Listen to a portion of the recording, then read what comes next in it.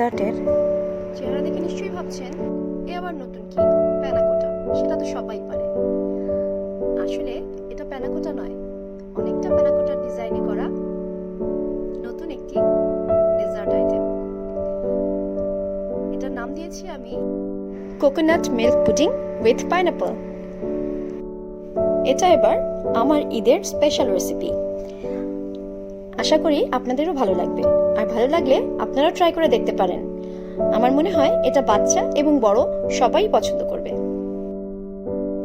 এর অদ্ভুত সুন্দর কালারটা বাচ্চাদেরকে এমনি আকৃষ্ট করবে, আর পাইনাপল কোকোনাটের যে সুন্দর একটা কম্বিনেশন, এই কম্বিনেশনে যে স্বাদটা তৈরি হয়েছে সেটা যে কোনো বড়দেরই পছন্দ হবে।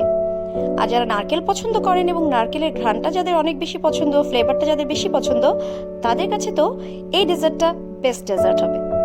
অনেক কথা হলো, এখন চলুন দেখি কি কি উপকরণ লাগছে আমার এই স্পেশাল ডেজার্টটি বানাতে।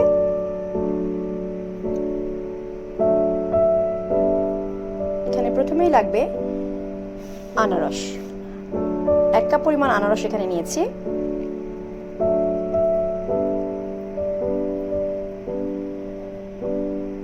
আরো লাগবে 4 টেবিল স্পুন মতো সুগার, আর লাগবে 1 প্যাক জেলাটিন। অর্থাৎ এখানে 10 গ্রাম জেলাটিন আছে। জেলাটিনটা অবশ্যই কেনার আগে হালাল কিনা দেখে নেবেন।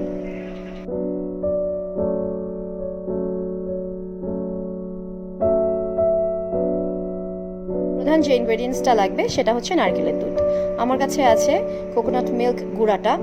তো আপনারা যে যেরকম সুবিধা মতো হাতের কাছে পান সেরকমটাই ব্যবহার করতে পারেন। ফ্রেশ হলে সবচেয়ে ভালো হয়।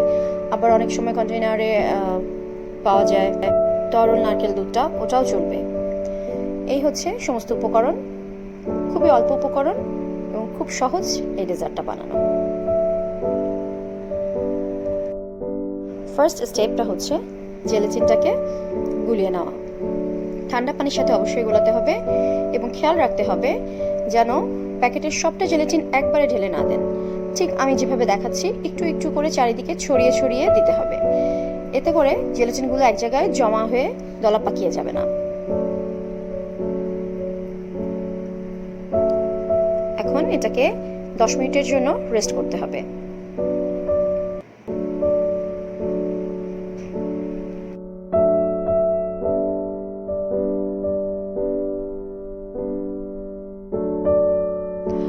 এখন স্টেপ নাম্বার 2।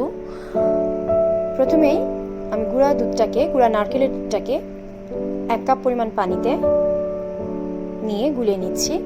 এখানে গুঁড়া নারকেল দুধ আমি নিয়েছি প্রায় 2 টেবিল চামচ পরিমাণ 1 কাপ দুধের জন্য।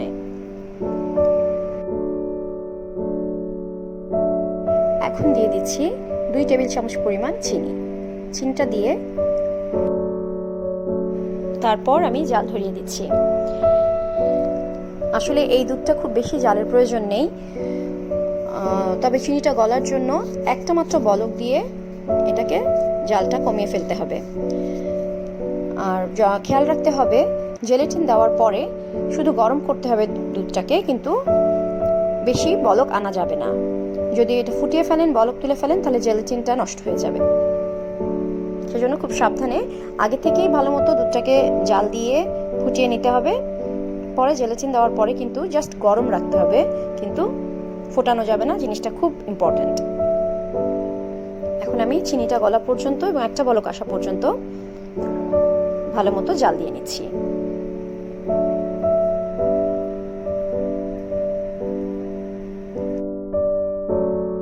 চিনিটা গলে গেছে এবং একটা বলক এসে গেছে। এখন দিয়ে দিচ্ছি অর্ধেক পরিমাণ জেলাটিন, আর বাকি অর্ধেকটা দিয়ে দেব পাইনাপেলের ভিতরে। ভালোভাবে নাড়াচাড়া করে মিশিয়ে নিতে হবে জেলাটিনটা।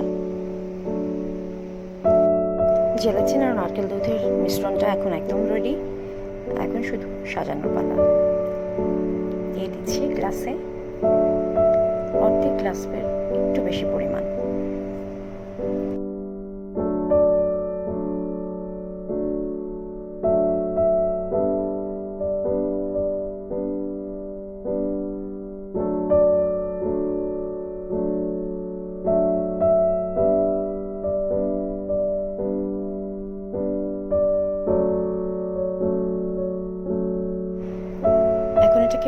রেখে দিতে হবে সেট হওয়া পর্যন্ত। কোকোনাট মিল্ক পুডিংটা সেট হতে অন্তত 2 থেকে 3 ঘন্টা সময় লাগবে। সেজন্য এই 3rd নম্বর স্টেপটা একটু দেরি করে স্টার্ট করতে হবে। আমি প্রায় 2 ঘন্টা পরে এই স্টেপটা স্টার্ট করেছি। এখানে প্রথমেই আমি পাইনাপলগুলোকে ভালোভাবে গ্রাইন্ডারে গ্রাইন্ড করে নিচ্ছি। এর সাথেই চিনিগুলো মিশিয়ে নিব। একসাথে গ্রাইন্ড করে নিলে চুলায় বেশিক্ষণ আমার রাখা লাগবে না, সেই জন্য 2 টেবিল চামচ পরিমাণ চিনি দিয়ে দিয়েছি। চিনি দিয়ে আবার ভালো মতন মিশিয়ে নিচ্ছি।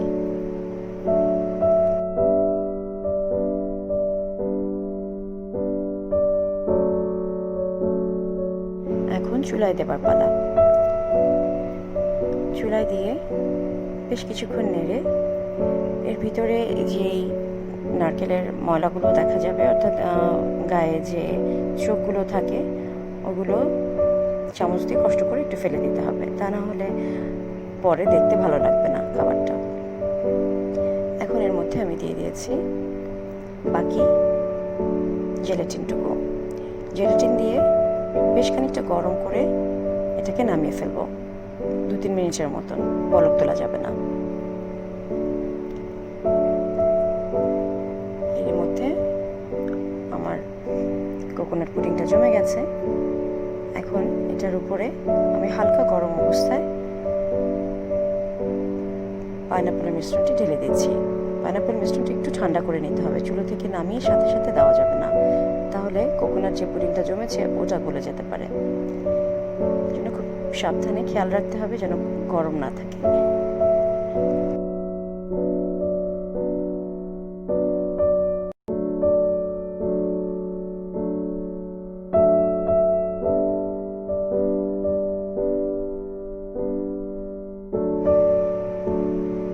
এখন কিছু ড্রাই ফ্রুটস দিয়ে সাজিয়ে নিচ্ছি। এটা একেবারেই অপশনাল, যে যার মতন সাজিয়ে নিতে পারেন, কিশমিশ, বাদাম অথবা পাইনাপেলের চাঙ্ক করেও। রেডি হয়ে গেল আমার ঈদের special dessert item coconut milk pudding with pineapple. আশা করি সবার পছন্দ হয়েছে, আর ভালো লাগলে অবশ্যই তৈরি করে দেখবেন বাড়িতে। ধন্যবাদ সবাইকে। ও হ্যাঁ, যাওয়ার আগে বলে রাখি, please subscribe my channel and press the bell button so that you can get notification and like and share with your friends.